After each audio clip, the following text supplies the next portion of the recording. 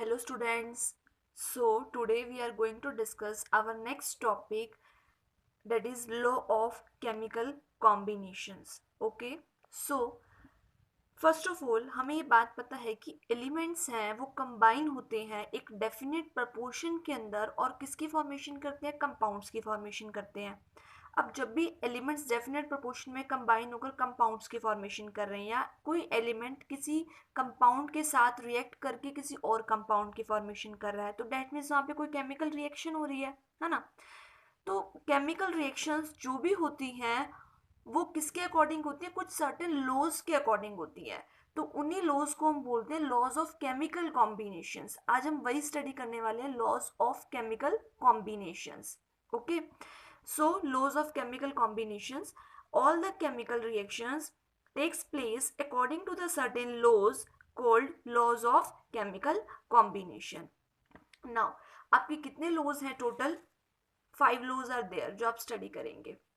Now your first law is law of conservation of mass. Law of conservation of mass given by Lavoisier in 1789. Second law is law of constant composition or definite proportion. It was given by Joseph Proust in 1799. Third is law of multiple proportion given by Dalton in 1803.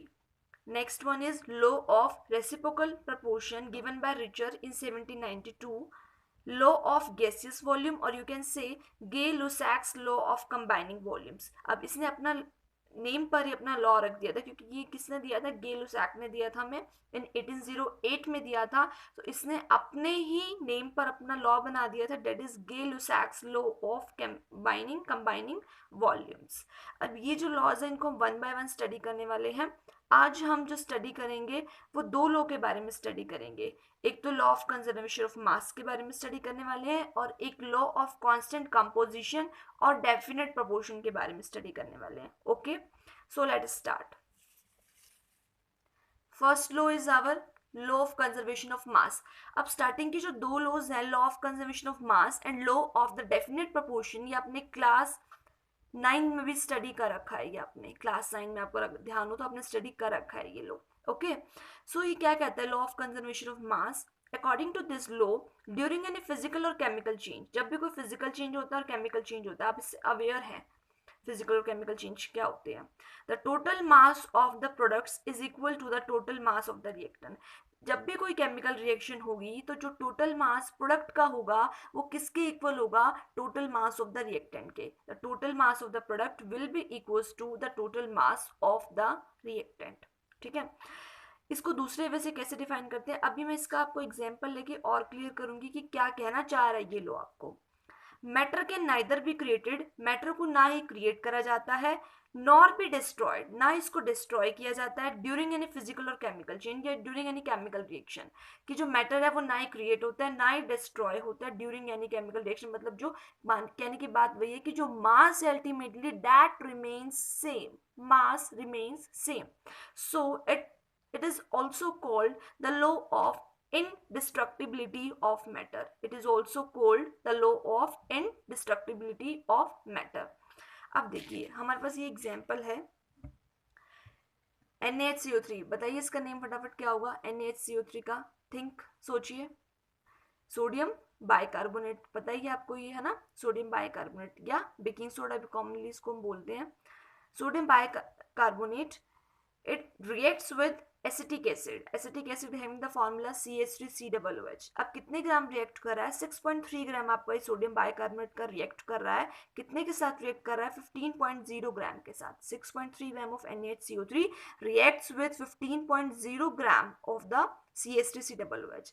now it gives, अब ये क्या देगा, salt CH3COONA plus water plus CO2। ये आपकी reaction आपने पढ़ी थी, the reaction of the acids with metallic salts के साथ ही रिएक्शन आपने पढ़ी हुई है ना। मेटल कार्बोनेट्स या मेटल बाइकार्बोनेट्स के साथ जब भी एसिड्स रिएक्ट करते हैं तो क्या देते हैं, सॉल्ट देते हैं, CO2 गैस रिलीज होती है और वाटर रिलीज होता है आपका। ये आपकी क्लास 10 में आपने स्टडी कर रखी है रिएक्शन। वहाँ पे आपने एसिड कोई और लिया होगा, HCl आपने एसिड लिया होगा वहाँ पर। ठीक है, अगर आप HCl वहाँ पर एसिड लेते थे तो आपका बन जाता था वहाँ पर NaCl। Plus H2O plus CO2, ये रिएक्शन वहाँ पे आपकी होती थी, है ना। सो अब 6.3 ग्राम आपका किसका है, NaHCO3 का, वो रिएक्ट किसके साथ कर रहा है, 15.0 ग्राम ऑफ एसिटिक एसिड के साथ रिएक्ट कर रहा है, और कितने ग्राम आपका सोडियम एसिटेट और वाटर दे रहा है, 18.0 ग्राम। हमें कैलकुलेट आउट करना है कि CO2 कितना ग्राम होगा। अब according to law of conservation of mass हमें एक बात पता है कि mass of the reactant is equal to mass of the product, कि टोटल मास जो रिएक्टेंट का है वो इक्वल रहने वाला है किसके, total mass of the product के इक्वल रहने वाला है। सो मास ऑफ द रिएक्टेंट 6.3 आपका एक रिएक्टेंट ये हो गया, प्लस 15.0 सेकेंड रिएक्टेंट हो गया, total mass is equal to total mass of the product, so that will be equal to 18.0 plus your x gram. तो अब यहाँ से x की वैल्यू जब आप कैलकुलेट करोगे तो वो कितना आ जाएगा, 3.3 ग्राम आ जाएगा, है ना। तो मतलब आप इस लॉ की हेल्प से किसी भी प्रोडक्ट में कोई भी आपका है कंपाउंड है उसका आप मास कैलकुलेट कर सकते हो, बिकॉज आपको पता है कि total mass of the reactant is equal to the total mass of the product. ठीक है, नाउ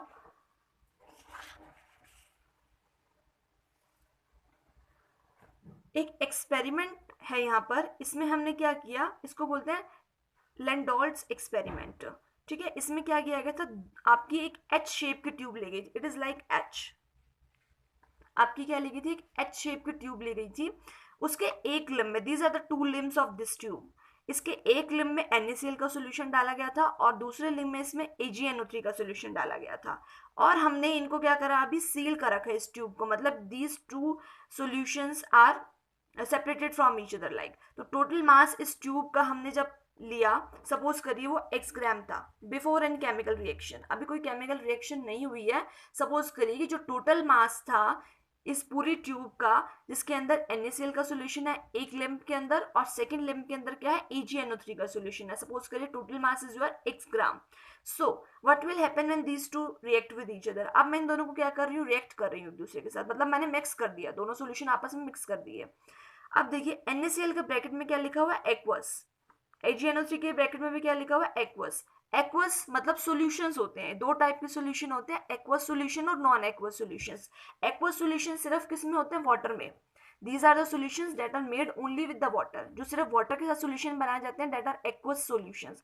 तो NaCl आपने लिया, कुछ अपना सॉल्ट लिया, उसको वाटर में जब आप डिसॉल्व कर दोगे तो आपका NaCl का एक्वस सॉल्यूशन बन जाएगा, बिकॉज आपने वाटर डाल दिया साथ। ऐसे AgNO3 सिल्वर नाइट्रेट, उसमें आप वाटर मिक्स कर दोगे तो क्या बन जाएगा, AgNO3 का एक्वस सॉल्यूशन बन जाएगा।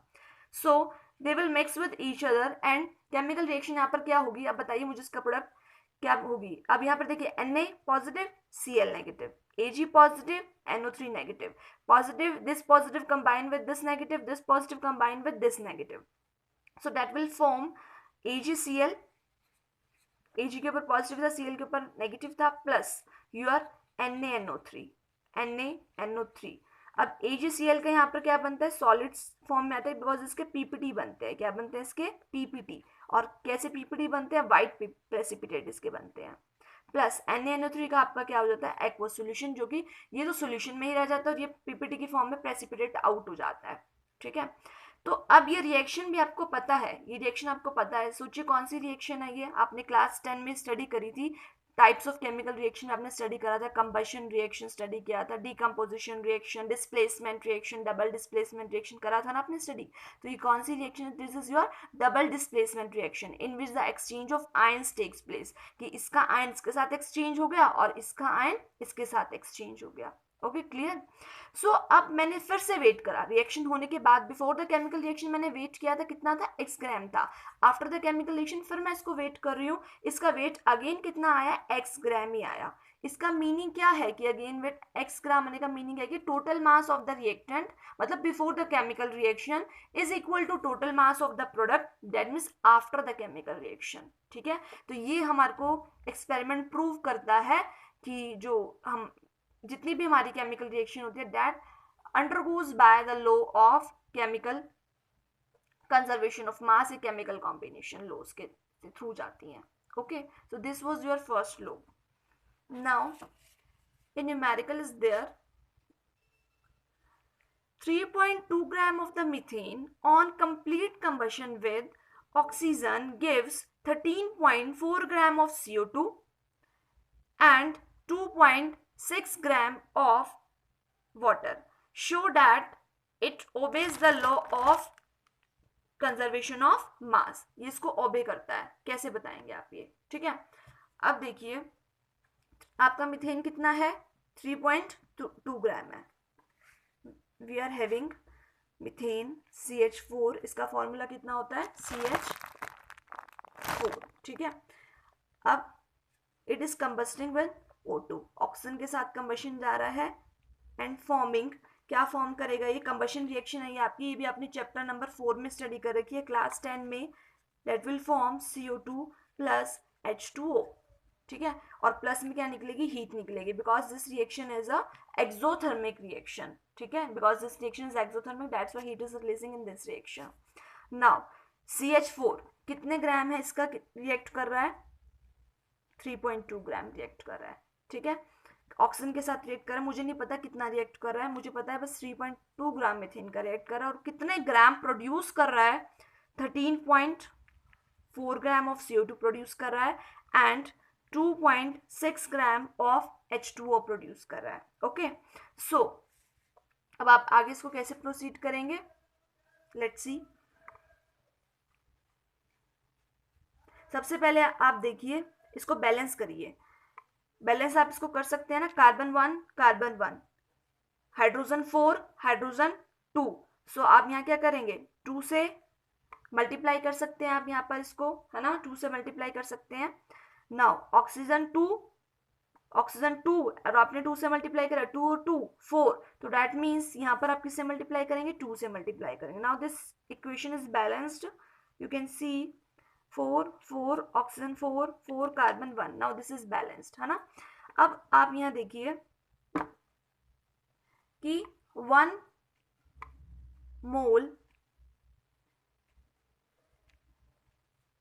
आपके यहाँ पे कितना, 1 मोल, अगर आगे इसका कॉफिशिएंट कुछ नहीं है तो आप क्या लेके चलेंगे, 1, इसके आगे कॉफिशिएंट कितना है, 2, तो मतलब 1 मोल ऑफ CH4 आपका रिएक्ट कर रहा है किसके साथ, 2 मोल ऑक्सीजन के साथ। ये मोल कंसेप्ट है आपका, ये आगे हम स्टडी करेंगे मोल कंसेप्ट, वैसे आपने क्लास 9 में भी इसके बारे में स्टडी कर रखा है ना। 1 mole of CH4 react with the 2 mole of the oxygen. So अब CH4 के आप यहाँ पर मोल्स निकालेंगे तो क्या होगा, मोल निकालने का formula given weight by molecular wait, given weight is your 3.2, molecular weight CH4 का, कार्बन का 12, हाइड्रोजन का 1, और कितने हाइड्रोजन है, 4, that is 12 plus 1 into 4, that will be equals to 16, ठीक है। तो 3.2 by 16 how much, that is 0.2 mole आ गए आपके।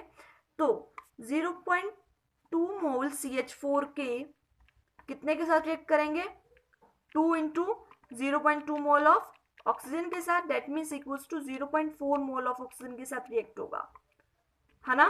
कितने के साथ रिएक्ट होगा, 0.4 मोल ऑफ ऑक्सीजन के साथ रिएक्ट होगा। कितना क्लियर है आपको। पहले हमने इक्वेशन को बैलेंस किया, इक्वेशन को बैलेंस करने के बाद हमने इसका कोफिशिएंट देखा, मीथेन के आगे 1 कुछ नहीं है तो 1, ऑक्सीजन का बैलेंस करने के बाद यहाँ पर 2, तो 1 मोल CH4 रिएक्ट कर रहा है 2 मोल ऑफ ऑक्सीजन के साथ रिएक्ट कर रहा है। अब मुझे CH4 के मोल मैं कैलकुलेट आउट कर सकती हूँ, मुझे फॉर्मूला पता है, N is equal to given weight by molecular wait